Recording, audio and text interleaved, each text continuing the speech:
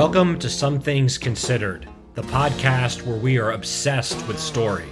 We celebrate creativity and we talk to cool people to find out what makes them tick. I'm your host, Sean Murphy. I'm an author. I direct the Center for Story at Shenanigans University, and I run the nonprofit 1455 Lit Arts. For more about me and what I do, check out seanmurphy.net.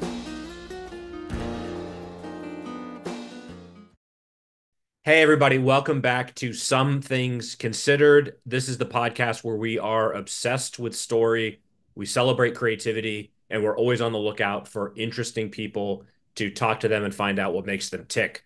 I'm your host, Sean Murphy. I'm an author. I direct the Center for Story at Shenandoah University, and I founded the nonprofit 1455 Lit Arts. You can find out more about that at seanmurphy.net. But the thing I love most about my various roles is having the opportunity to meet and be in conversation with really inspiring people.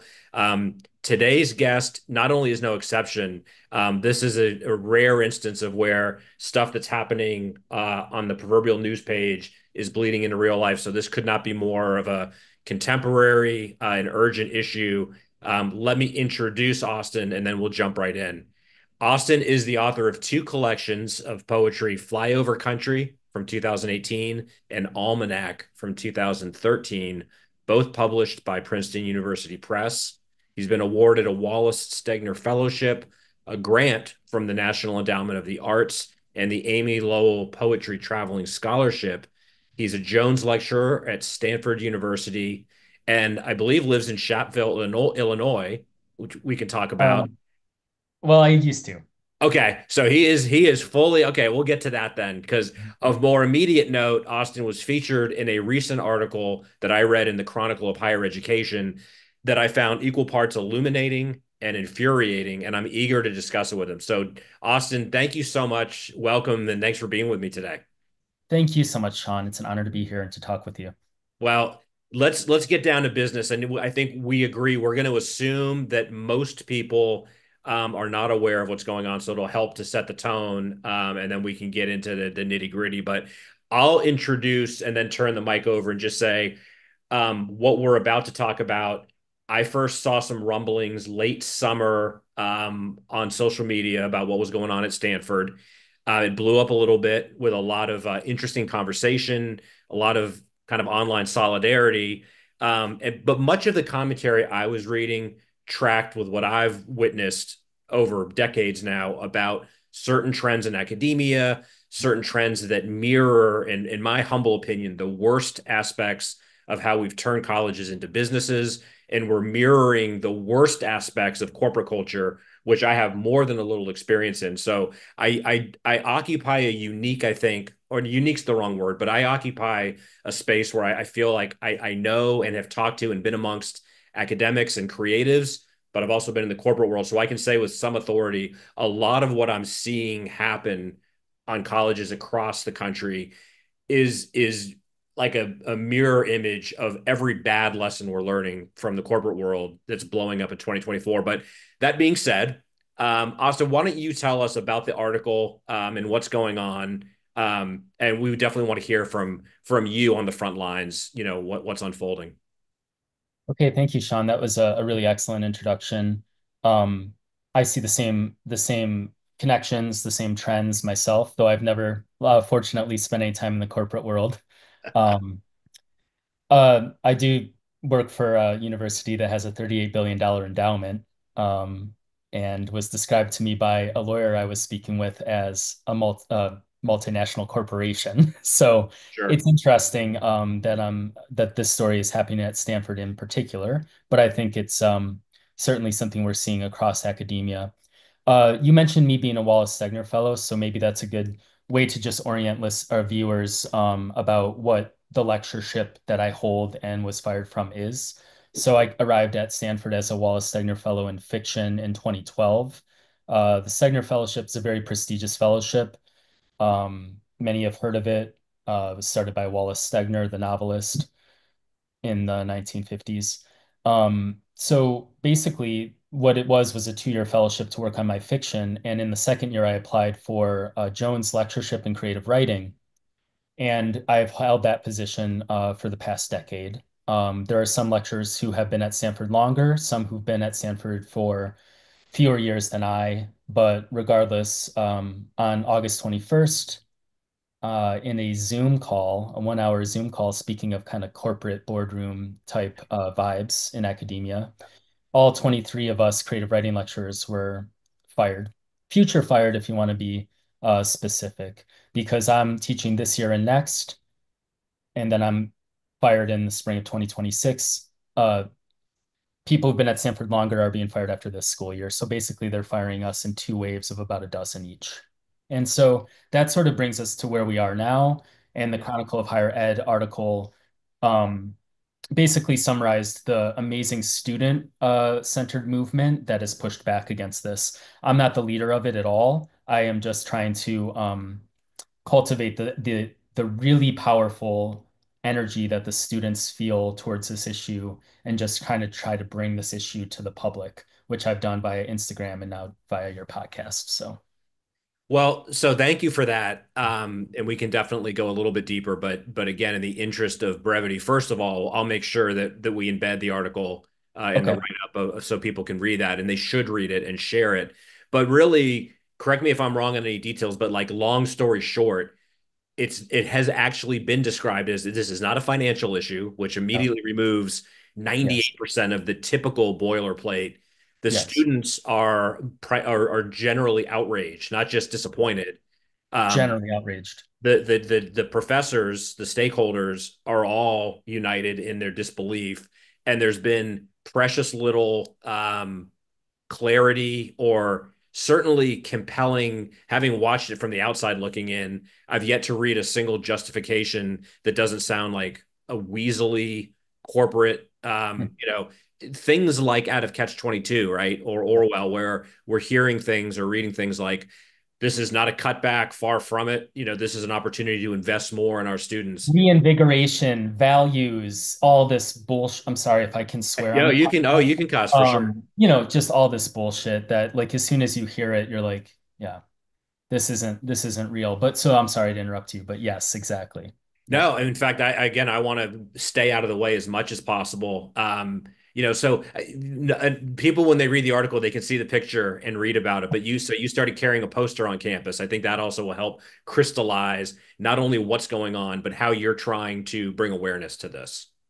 Yeah, so on that, I was actually in Berlin on the 21st of August when we were fired, and I vowed that day to, upon returning to campus, make a sign and carry a sign, and I carried through on that personal promise.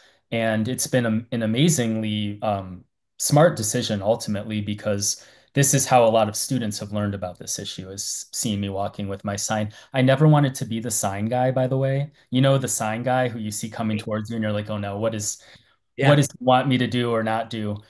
But I'm the sign guy now, and it's okay. So there's a picture of me holding the sign in the article from the Chronicle of Higher Ed. But if I may, because I really look forward, Sean, to talking with you about how what's happening at Stanford Yeah. is we're kind of canaries in the coal mine, but that's not the best metaphor because this has already been happening. Yeah. Um, but I think that there are specific things to tell you about our specific situation at Stanford that would be of interest to viewers. So Yes. I need to give you a little bit of a backstory about our program. So the creative writing department at Stanford is under the umbrella of the English department. We are sort of our own department, but within a larger department. We were our director of creative writing for as long as I have been at Stanford and for many years prior is this amazing Irish poet named Evan Boland. First, people talk about her as being a great director of our program and a great professor, but I just want to say she's one of the most unbelievably beautiful poets that I've ever read. And she was our director for, again, as long as I had been at Stanford until her sudden death in 2020.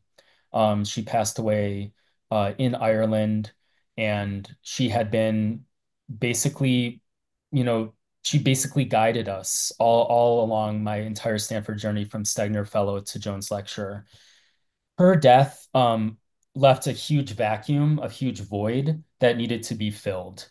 and we needed it to be filled. Her shoes cannot be filled, but someone from the full-time tenured faculty, because I'm an untenured, practically adjunct lecturer, someone from the very, very highly paid, very, very comfortably, ensconced in their tenured role to Yeah. step in and be director of creative writing. Unfortunately, no one seemed to be willing to take on this role from our own faculty, and so now a professor named Nicholas Jenkins from the English department has come over to be our director.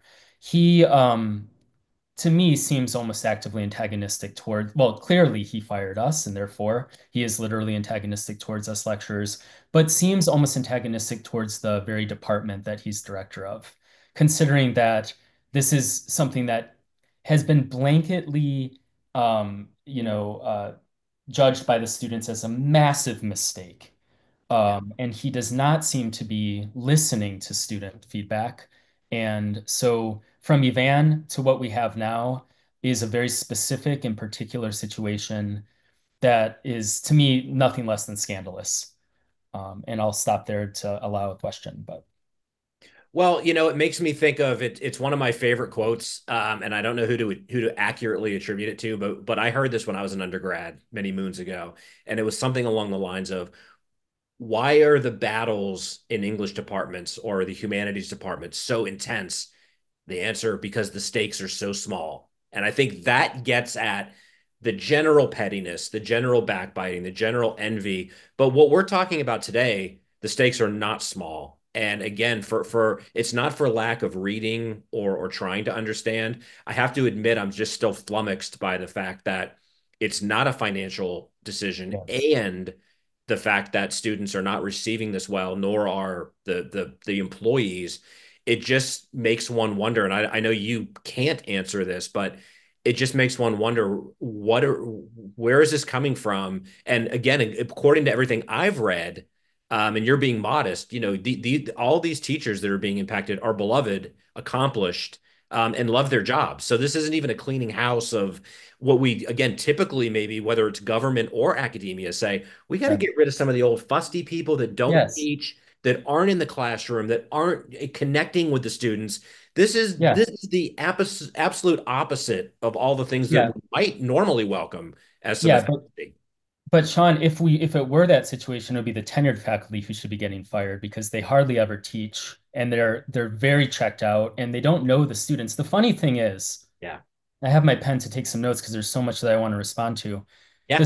students when this happened, I immediately emailed all of these students that I've taught for the last 10 years. I made a video for my students. I recorded a song because I know these kids. I have poetry class on Tuesdays and Thursdays at 9:30 a.m. with 15 students this quarter who we light candles and talk about poems. So Yeah. for them to come in, they don't know who these students are, nor do the students know the faculty. Right. You tell faculty, oh, this is our full-time faculty. You tell the students that, they're like, I've never heard of that person in my life. It doesn't Right. matter if they've won a Pulitzer Prize. No one Yeah. has heard, these students know us. They know me as Austin. Yeah. Austin is the weird teacher who comes in and lights candles, and you're going to Right. leave class completely covered in wax. So if that seems fun to you, take poetry with Austin. So what I'm trying to get at is the backlash clearly shocked the faculty. They were not anticipating this. They thought that they could do this in the dead of summer, August 21st, which by Right. the way is a terrible time to fire teachers. I was literally trying to prepare for a new fall class on writing about art.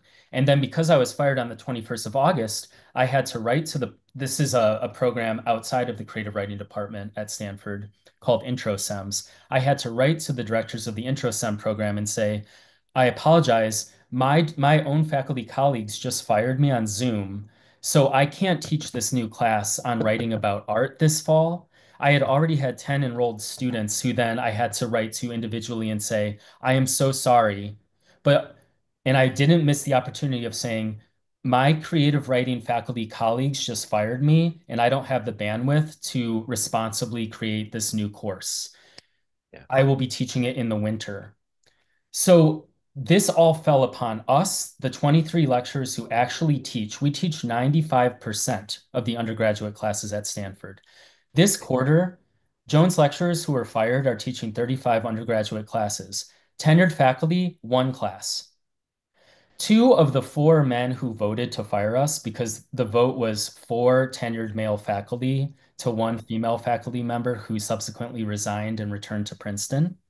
Wow. Yes, and has signed our petition.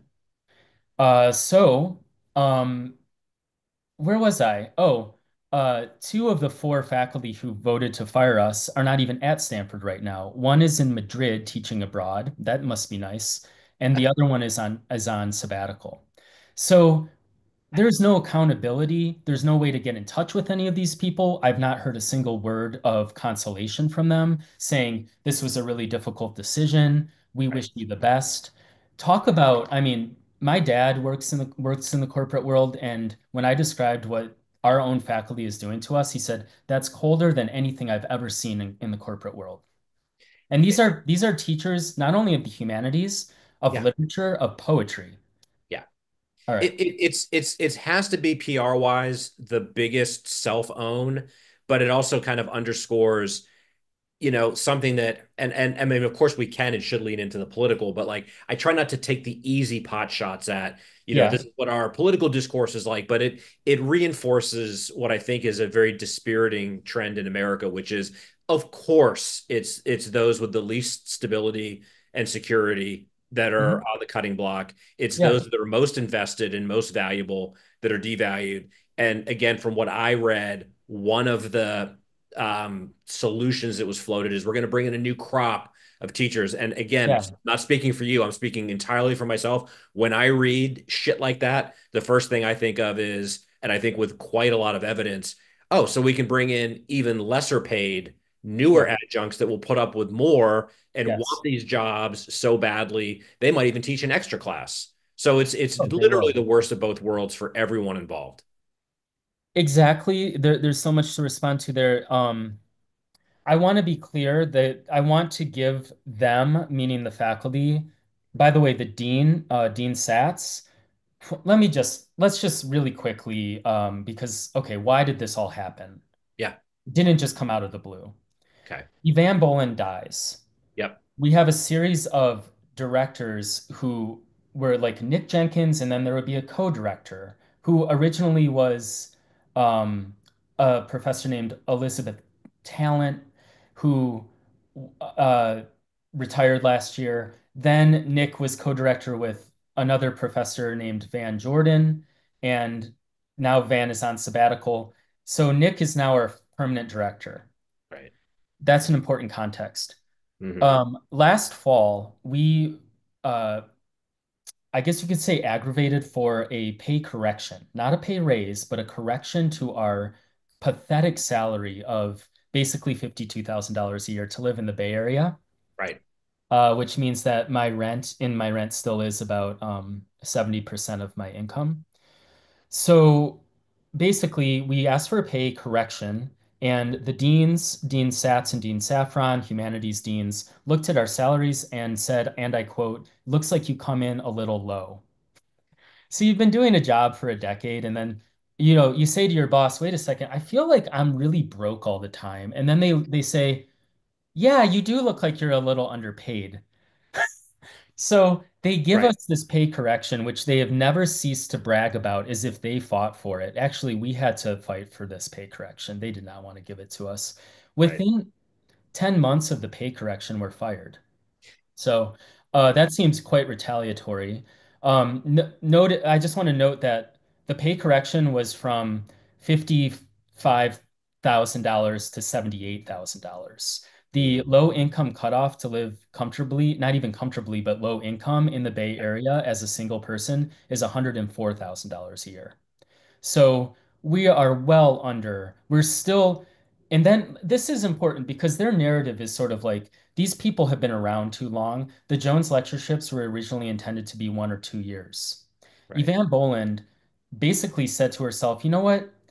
If I would rather have a surgeon who has been doing surgery for 10 years than one who's been doing surgeries for 1 year, it seems that it would behoove students if their teachers have been teaching for a decade rather than 1 or 2 years. So we Right. were given the opportunity to stick around longer.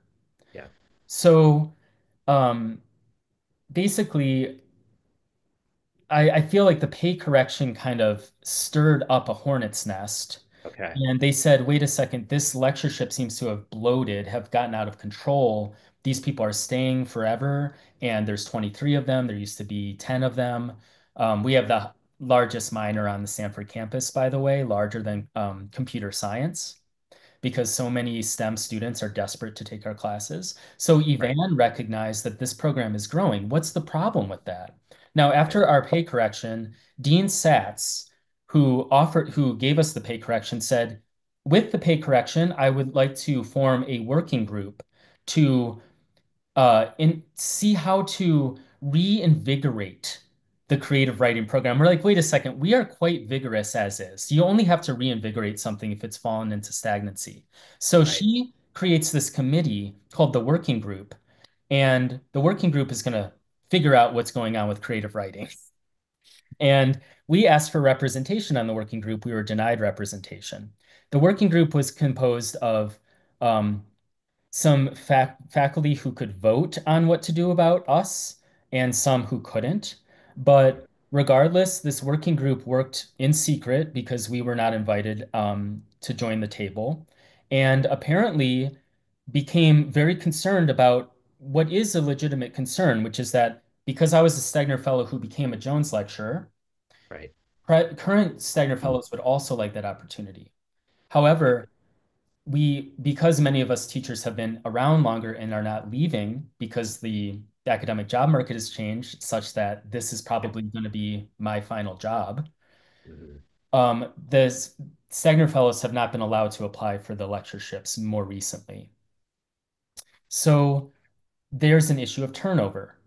Instead of compassionately addressing this issue by figuring out how can we bring new Stegner Fellows up to be Jones lecturers, keep the core Jones lecturers who are really invested in teaching, and find compassionate ways to encourage those who might be ready to move on to something else to spill out and have it be more like fresh water flowing through a river. Yeah. Um, Instead, they just probably because it was easier and they're lazy, said, you know what we're going to do? We're just going to cut all 23 of these people. Yeah. And we're just going to bring up all of the Stegner Fellows who are second year Stegner Fellows now to become teachers. Now, embarrassingly, I'm Mhm. sorry if this is getting really in the weeds, Sean, Not but at all. embarrassingly, they must not have realized that they simply weren't going to have enough teachers because by simple math, if you Right. fire 23 teachers, Yeah. there are every year there are 10 Stegner fellows available to be brought up if you wanted to bring all of them. Yeah. 23 is more than 10. I believe it's a difference of 13. And so a week after firing us, Nicholas Jenkins emails everyone who has ever been a Stegner Fellow. Everyone who has ever been a Stegner Fellow who has not been a Jones lecturer to invite them to apply for my job. And therefore, as I was talking to my friend Tobias Wolff, who was my teacher at Stanford before all of this, he is a famous short story writer and Yes. beloved teacher who retired around the time that Ivan passed away. I was telling Toby this. I said they're hiring all these people from, and I love all these Stegner fellows. I'm not saying anything about these Stegner fellows, but they're Right. hiring people who might have been Stegner fellows 20 years ago, Right. who might be living across the country, Right. or Yeah. or they're hiring people who, when it came down to it, didn't get the Jones lectureship, weren't selected, and now are going to fill. So it's an insane idea that is clearly a panicky reaction to the fact that they have just been fired their entire teaching corps Yeah. and then thought, oh, this will all work out. And the students they won't care at all because they're, you know what, like, and really they really don't care about the students. And my proof for that is no faculty who decides to do this to the people who actually teach undergraduates can then say at the same time that they care about undergraduates. That is simply an impossible rhetorical argument to make. Yeah. I mean, I think you just laid it out wonderfully. And yeah, that again, that's what's been going through my mind the whole time. If you could make a case that there were financial constraints or there was a student outcry that was Mhm, addressing some kind of inequity or a mhm. lack of attention, it really is pouring salt on the wound to say that, oh, it actually made me think of, when Musk first got to Twitter and fired everyone and then realized, oh, I'm firing people that I can't afford to fire. Let me hire him back. I mean, the Yeah, embarrassment of that. um, I think that we can stay on this, but I yeah. think it would actually behoove us, or it would behoove me, to back up a step and say, unfortunately, this would be outrageous enough if it was in a vacuum. But everything that I'm reading and hearing you say today largely echoes concerns and experiences I've heard or seen over the last couple of decades. And you and your colleagues have been put into a situation Yeah. where you have kind of been obliged to step up and speak, which I Yes. salute you for. But the reality is, again, like so many corporate and political situations that we have in America, there are a lot of people that feel your pain and would love to speak out, but they're afraid of the tenuousness of their position. Yeah. And it gets to a larger Mhm. issue of the tenure system, the adjunct model, which has been, atrocious for decades. Yes. I keep thinking there's going to be a tipping point. Yeah. But if there is, there's going to be so much carnage that didn't need to occur on the way to that tipping Mhm. point. Uh, Again, that impacts the teachers and the students, and not the administrators, and not yeah. the tenured faculty. So it's a tragedy and it's a debacle.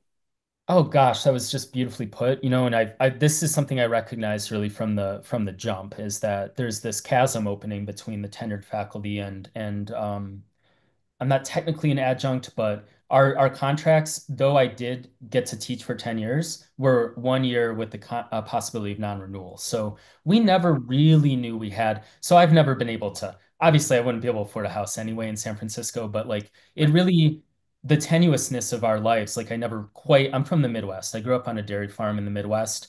My family's all back in the Midwest. And I've never really been able to like feel like I actually live in California. I still have Wisconsin plates on my car because I can't like afford to register my car here. And I couldn't even afford to park on campus. I was parking at the shopping mall and riding my bike to campus because they don't pay for our parking. So there's this feeling of like tenuousness. And then I teach all the time. I teach in the summer. I teach additional, like I was talking about the writing about art class. So this idea that, we're just like scrambling to get everything we can. And then this Yeah. faculty that I don't think are any more talented than I am as a writer. And I know like they're just a little bit maybe they had the good fortune or they're a little bit older or they whatever happened, there just Yep. does not seem to be a great gulf between us at the level Yep. of talent or why do I get this life and they get that life?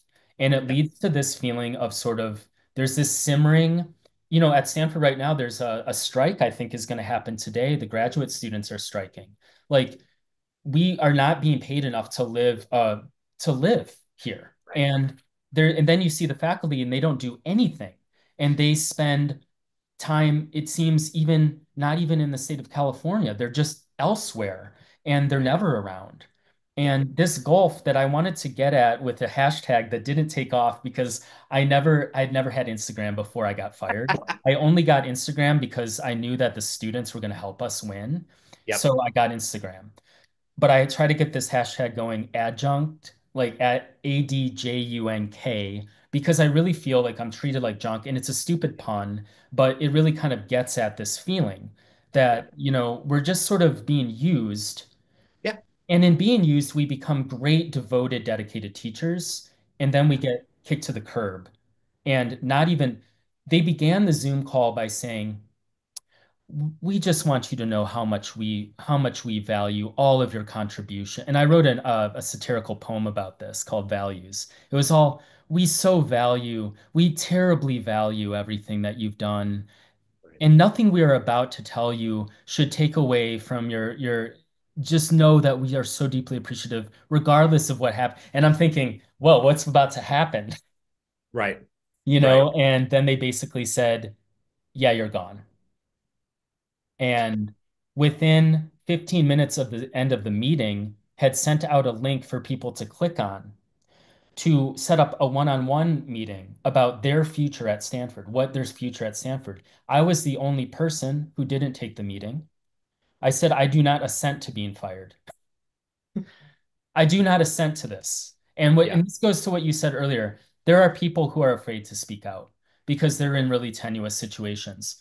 Yeah. I've been fired. The worst thing that could happen to me has happened to me. I suppose they could fire me tomorrow, Right. but I they have they've lost all of their ability to keep me quiet because I have nothing to lose and everything to gain. So that's Yeah. my feeling about it. I don't want to be the spokesperson for it. I never asked for this. All I wanted to do was teach poetry this fall. Right. And so as much as of a pleasure as it is to talk to you, Sean, like I'm not someone who was like, ooh, I'm excited because this is going to allow me to be, Right. and even carrying the sign around, it's sort of I somehow carry it shyly. Well, it's clear. I think anyone watching understands without even knowing your backstory as an accomplished and dedicated teacher and author. That's where the heart is. The part that I still can't reconcile and I really can't get past is, and I have to say, even if it's lazy, I don't think it is at all, but if it's a lazy construction, it so mirrors the corporate and late stage capitalist model, which is Stanford has an endowment, and even as a PR measure, this is a rounding error. Oh yeah. Why not say, you know what? We've given this some thought, and we want the teachers that are successful and dedicated to continue doing what they're doing, and we can add more classes, and we can actually be a model for other universities to say we're actually going to hire new adjuncts, and we're gonna break the mold and give them better pay than most adjuncts get, maybe some more stability and security because we can afford it and we can take Yep. it to you. It's not even a risk because you've got the money.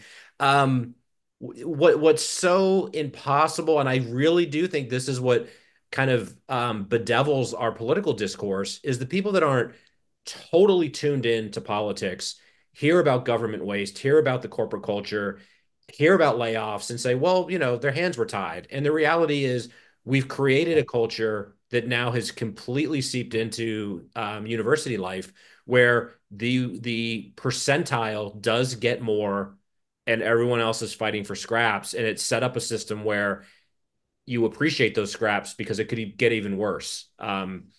Everything you're Mhm. talking about again epitomizes every worst trend that I've been following and hearing about for a long time now. So again, just on a PR level, I'm astonished that Stanford doesn't recognize the damage they're doing to their brand unless they have already figured it's collateral damage and we move on and make more money. That's the only thing I can imagine is going through if it even gets to their level of concern, which is even worse.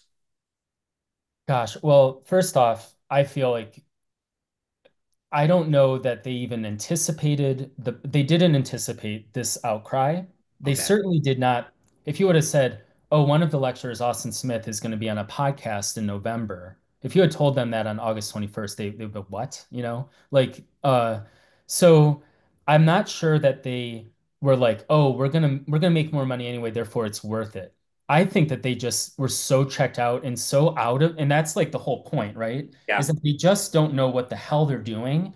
The phrase mansplaining. I have a new phrase, admin-splaining.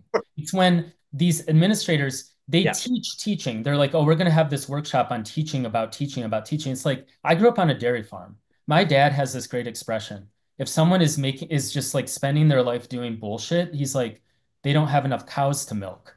Like maybe they don't have enough students to teach. They just sit in these offices and they come up with all these ideas. Oh, we're going to have a working group, and the working group's going to figure out what's wrong over there. And then they're like, oh, you know what's wrong? And it's like exactly what Elon Musk and Vivek Ramaswamy or whatever his name is are going to come in and do. Yeah. And, it's this idea. Now, there is a lot of bureaucratic bloat Right. at the admin level. Exactly. Yeah. And so it's And so they're ironic not that making 52,000 a year either, by the way. no, no, they're not. And I have to put a plug in here for John Warner, this journalist from the Inside Higher Ed. He writes for Inside Higher Ed. His name is John Warner. And as soon as Stanford fired us, he wrote this brilliant article about how Stanford is making a huge error that they actually have this gem that they have to they can actually totally switch over to investing in the program, growing the program. Yeah. We feel that we should have our own undergraduate creative writing department outside of the control of the Stegner, the more like prestigious. Right. And sure, I respect that. I was a Stegner fellow myself. They treat me as if I forget what that was like, you know? Right. Like, oh no, oh, you're just a Jones lecturer. No, actually, I was a Stegner fellow. In fact, some of you who fired me, you chose my application out of 2,000 other fiction applications. And Right. that is why this is particularly hurtful. That these people, we've supped with them, we've drank with them, and I'm like, oh, yeah, et tu, brute? You know, it's kind of like, oh, really? Yeah. So by the way, I haven't even mentioned this. It has been an HR nightmare. Our traditional welcome dinner, that is the first week of the fall quarter, has been postponed till the winter. Oh, that's a really good time for a welcome party, the winter. So we can't even go into our offices without feeling threatened by our own colleagues. This is this is a disaster, a scandal, and I feel like what you were saying earlier to just broaden it a little bit. Stanford is really good at making you feel like you should be grateful for the crumbs that you get. And when people, and we talked if it's okay to bring in some spirituality before we Please. started recording, that when you live in scarcity, it's hard to be grateful. Like, or like when you feel that you need every little crumb Yes. because you get so little, it can create fear and it can create basically vulnerability. And me and one other lecturer, Tom Keeley, have really stepped forward to fight this with the Mhm. students' help. Mhm. And I have to say that the other lecturers, I wouldn't say that they're afraid so much as they kind of might feel like maybe they've been trained to believe everything Stanford says and to sort of accept the pat on the head, like, Mhm. okay. And it's like I didn't assent to it because that's not my dynamic with Stanford. I don't Right. believe that I owe them anything. I think they owe me for all the work I put in. So this is just a difference in like how we relate to our institutions. And I only have the freedom to speak of this now because I was fired. Right. And a lot of people haven't been fired, and ironically, they're in an almost worse situation because they're still holding on to what they do have. Right. Right. Anyway, yeah. No, and I think, everything that you're articulating, I mean, I'm a 70s movie fanatic, and that could be a whole other wonderful discussion about what we've lost in terms I of see your shirt there. oh yeah, well, movies that explore corruption and the need to take a stand to fight for some semblance of justice. I think, the ship has sailed on that as an American priority, but it's important again, I think, to underscore all of this conversation with these circumstances are very deliberate. There's nothing happenstance about the scarcity model. And what I think again we've seen in this late stage capitalism that's now on steroids, I think it's a zero sum game. And we took all the wrong lessons from the 80s.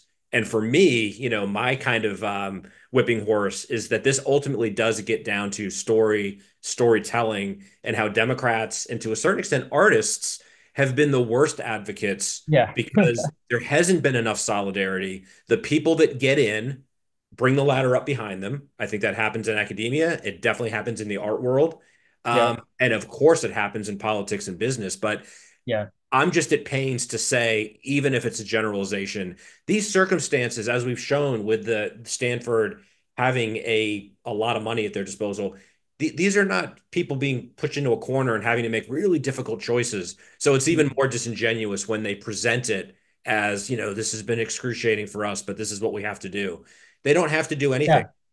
Exactly. That's very well put. And disingenuous, one thing about this that I want to name, and it's a very significant issue in the story, is that our teaching core is less diverse than it should be.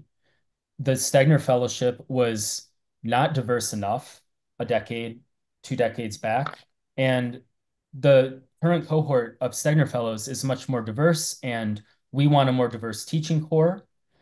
And I've seen this argument leveled that by firing the 23 lecturers, you will necessarily have a more diverse teaching core. Well, their decision to open up the lectureships to all Stegners ever erased the I basically like that made the diversity issue seem like it was less in their minds. And Right. then also, as I pointed out in arguing with someone about this, so the way to have a successful diverse teaching corps is to employ them for 1 to 2 years to pay them the same amount of money I get to basically make them even more vulnerable. Um, is that the way to do that? It's like Yeah. it's and this I believe that a teacher who teaches for 10 years is a better teacher than a teacher who teaches for 1 to 2 or even 5 years because I am teaching so much better now in my 10th year of teaching than I was in my first year of teaching. Sure. But I want to just tell a quick anecdote that always chokes me up when I tell it, so hopefully I won't cry about this. Um, I was after we were fired, um, I was in touch with the journalist who wrote the article for the Chronicle of Higher Ed, Krista Yep. Dutton. And I was talking to Krista for a long time, let's just say, and it was a weird hour in Berlin. She was in Washington, D.C. And I started to tell her about a student of mine, a particular student of mine. She took a creative nonfiction class with me as a freshman. And this student wrote the most beautiful essay I've ever read. It was about the death of her mother by breast cancer. It was about Portland. It was just the most beautiful. It gives me chills to remember it.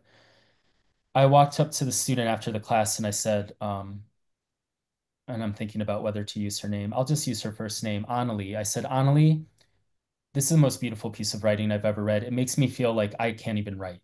It makes me feel like I'm not a writer. And she said, I'm really surprised to hear you say that. I've been told I'm not a good writer. And I'm like, Annalie, never let anyone tell you that again.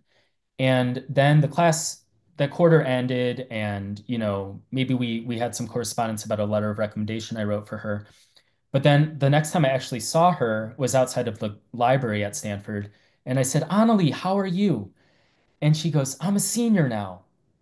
And I was like, oh my gosh, 4 years have passed. And she had grown into this beautiful young woman who was really confident and happy and, you know, and here I am. I'm starting to kind of choke up about it because only my longevity as a teacher allowed me to see that process and allowed Annalie to see the teacher she had had 4 years before. And they don't know this. I don't, I wouldn't, you know what? I'll give them the benefit of the doubt. When I say them, I mean the people who fired us.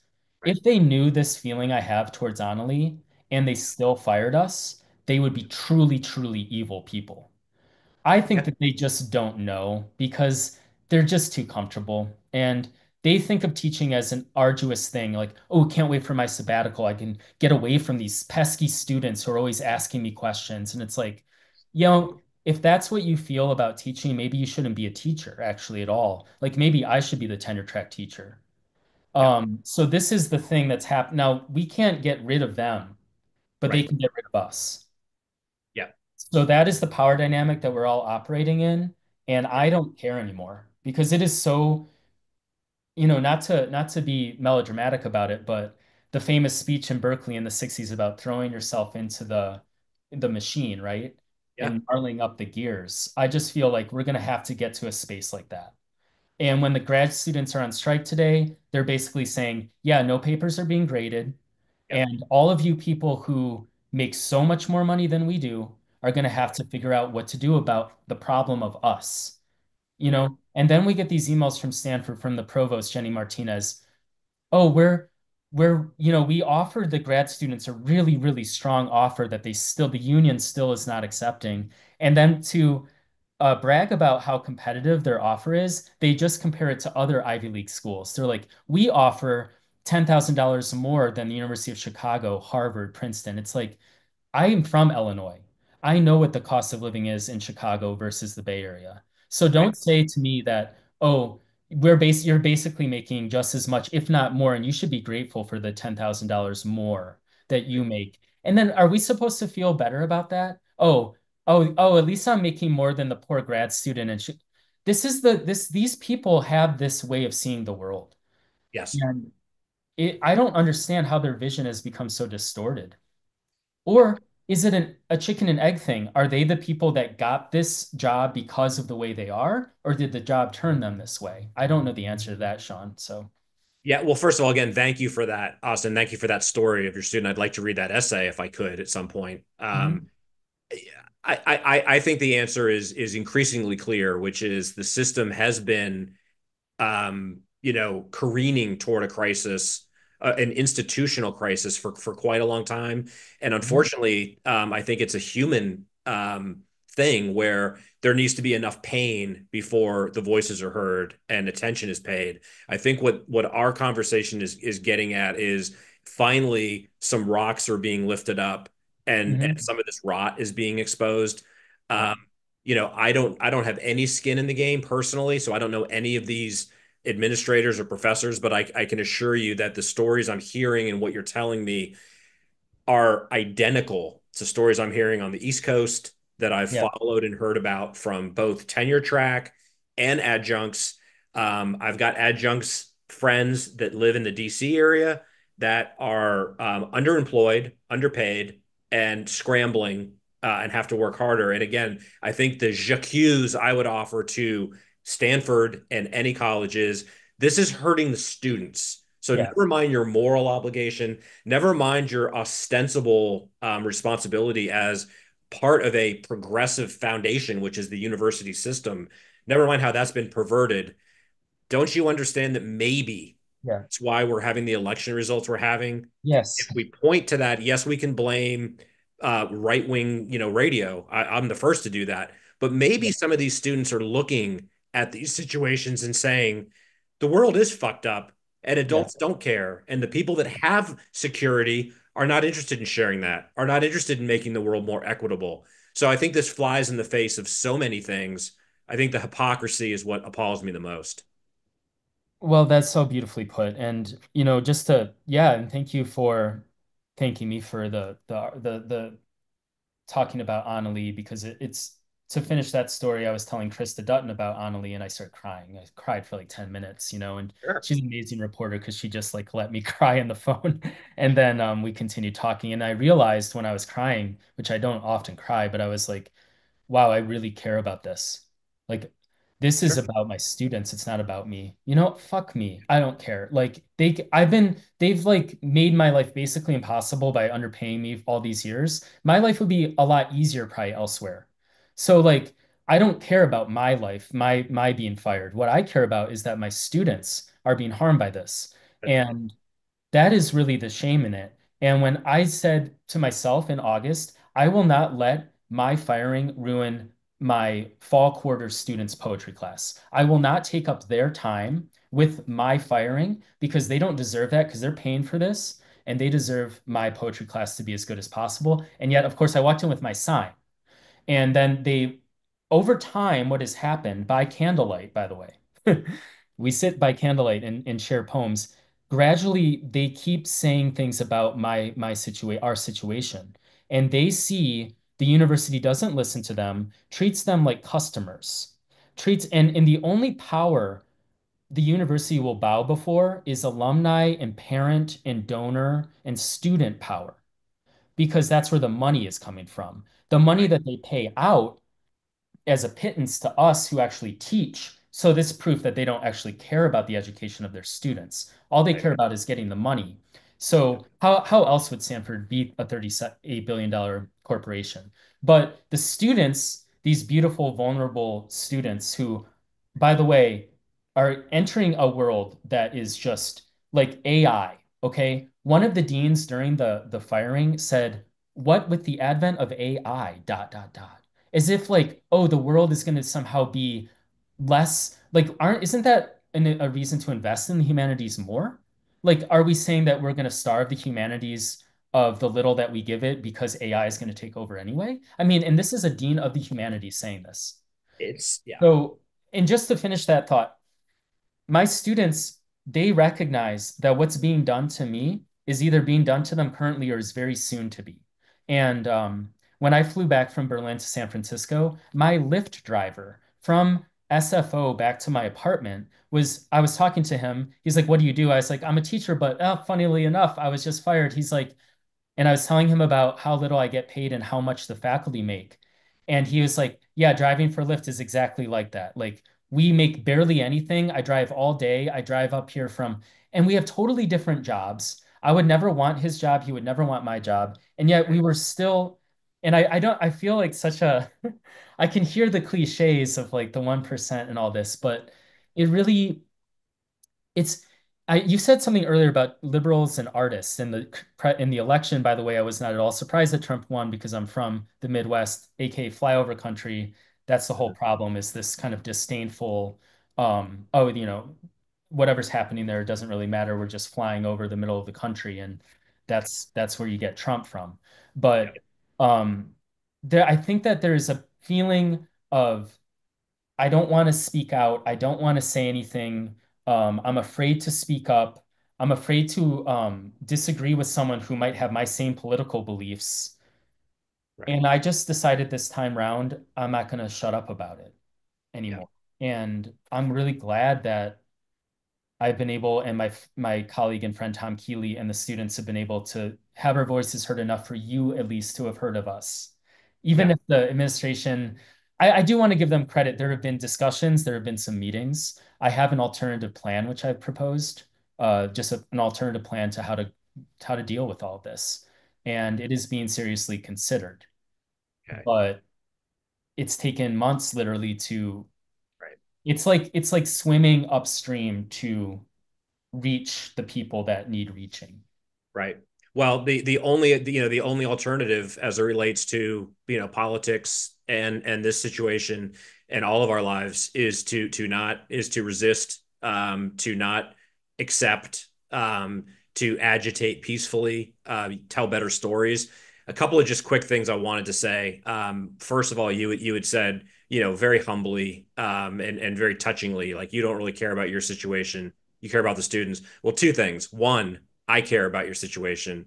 Um, and the work I do is genuinely trying to advocate so that these stories are told. Doesn't mean that they're going to be happy endings, but the stories need to be told. Silence is the only unacceptable answer. And one of the things that I've been um, figuring out is that if some of these stories are going to fall on deaf ears, we collectively need to make sure that the parents that are paying out increasingly outrageous amounts for their students' education, those amounts, by the way, needs to be understood by Americans that those are not paying the professors more. They're paying unnecessary administrators more in corporate bloat.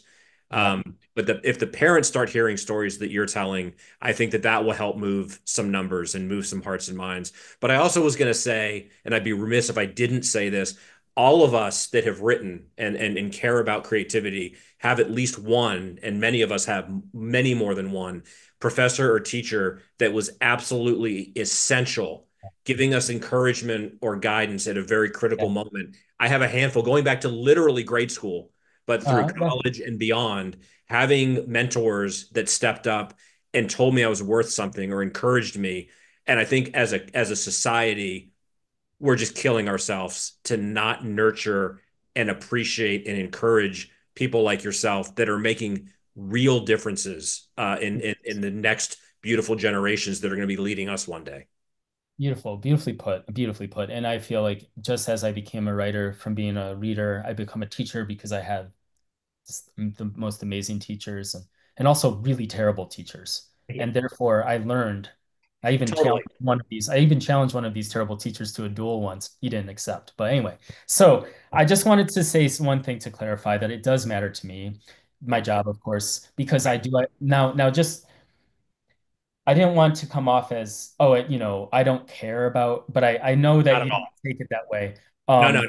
it was actually a strategic decision on my part to not put myself because when this all happened, I thought this seems to be totally in line with everything else that seems to be happening in America, just as you have so eloquently stated. And I didn't want this to come across as a disgruntled employee narrative. I was like, you know what I'm gonna do? I'm gonna put the students first. So I signed up for Instagram. I started making all these really spicy memes. And I knew that I could go and I went full brat summer, by the way. And it was all brat memes because I knew the students were like, that was what they were listening to, as was I, because I love I love brat. So anyway, Yeah. um, so I started to really forefront the student story, but my identity as a teacher is why, you know, I'm on here talking to you today. because I think of myself primarily as a poet, but because of the time that Evan Boland's structuring of our program allowed me, I grew into my identity as a teacher. My favorite novel is a book that I think every teacher either has read or should read, which is Stoner by John Williams. Do you know this, Sean? Mhm. Okay. I'm glad because it would be really hard to, convey or paraphrase it to you. If your viewers are watching this, please read Stoner by John Williams. It's not about drug use. It's about a great teacher named William Stoner. And this novel, I've read it maybe a dozen times. I've taught it. My parents love it, etc. I give it to everyone I love. Is really kind of a guiding, it's almost a spiritual text for me. And what it is to be a teacher versus being an administrator or even an educator or an academic. I think a teacher is a very unique thing to be. And this bureaucratic bloat, the assistant to the assistant to the assistant of the, those people, uh, it is of them who it is said, those who can't do teach. It's like I have always kind of rebelled against that. I'm like, well, what about those who teach? So anyway, I just feel like this is the disconnect that your podcast is really drawing attention to. And Stoner, the novel, to me, is about a shy student who has a kind of epiphany that he loves literature via a Shakespeare sonnet that is recited to him by his teacher, Sloane, and then Stoner becomes a teacher himself, and then has this epic showdown with a pretty brutal colleague named Hollis Lomax and a pretty disappointing graduate student with the last name Walker. And it's like this almost bad academic battle around a seminar table. So I would be remiss if I didn't admit that I sometimes go into these meetings thinking of William Stoner, and I'm inspired by that. Um, Finally, just on the topic of Stoner, I've started a book club in which we're reading Stoner on campus. Now, only a few students come to this event, but we've ended up not so much talking about the novel, but talking about all the things that you and I have been talking about today, Sean. And it's really great to just have the novel as something to orient people around. Yeah. But people want to talk about these issues that we're talking about today. They're hungry to talk about them because they see it's very clear to them what's happening, I would say, but Yeah, and I not think clear how so. to solve it, right?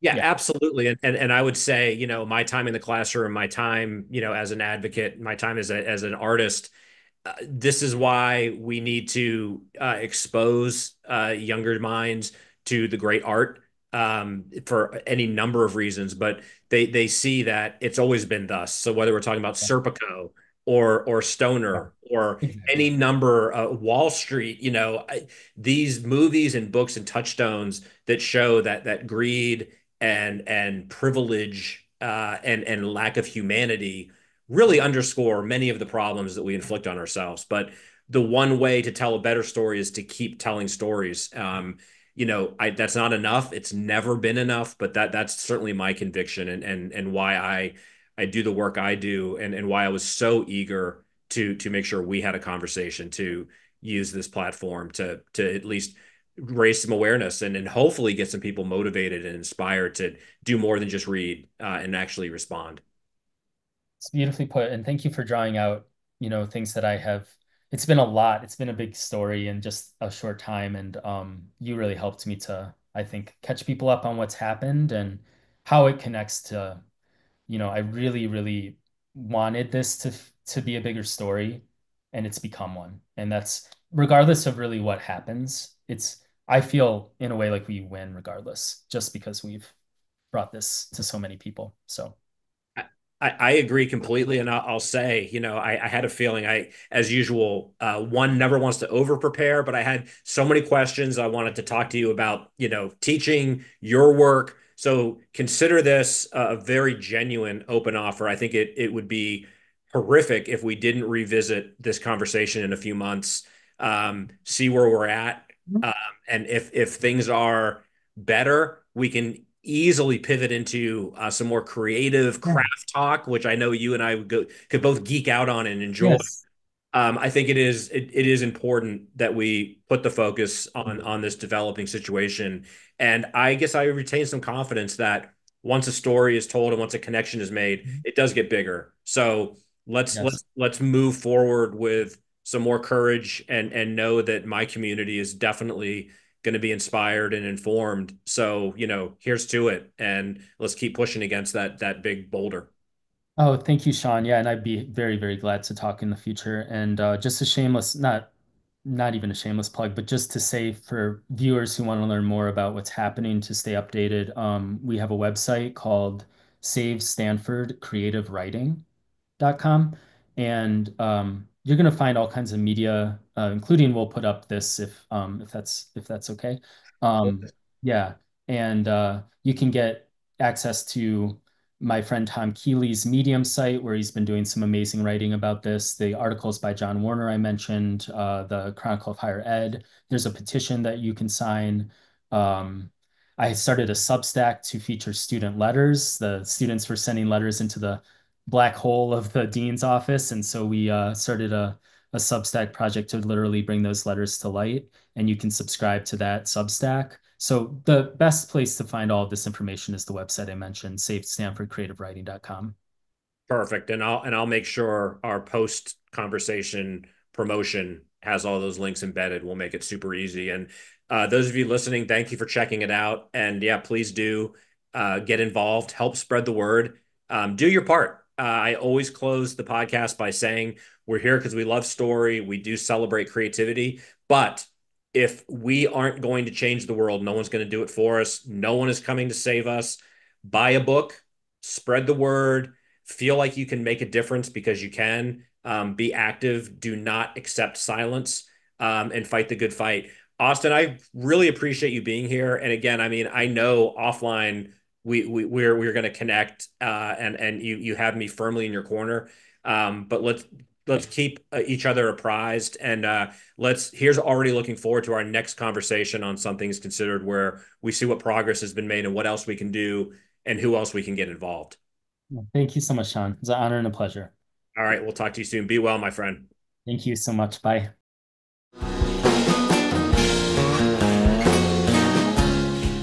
Thanks for tuning in to Some Things Considered. Find out more, including how to be a guest, at seanmurphy.net. Reminder, we are obsessed with story and celebrating creativity. Also, we're here to advocate for the arts by any means necessary. Drop us a line, get involved, and support our creatives who are the lifeblood of our culture. I'm Sean Murphy. See you on the next episode of Some Things Considered.